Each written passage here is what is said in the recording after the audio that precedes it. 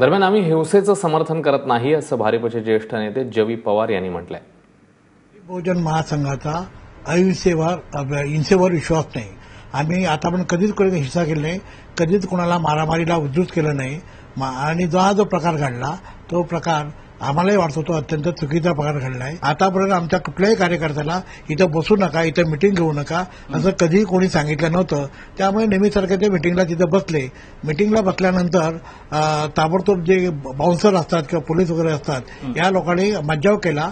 त्या बाउन्सरनी, पोलिसांनी आणि रत्नाकर गायकवाडनी अशा प्रकारे लोकांना चिथावणी दिली आणि चिथावणी दिल्यानंतर ते पुन्हा जोराने अटॅक करायला लागले आमच्या लोकांच्यावर।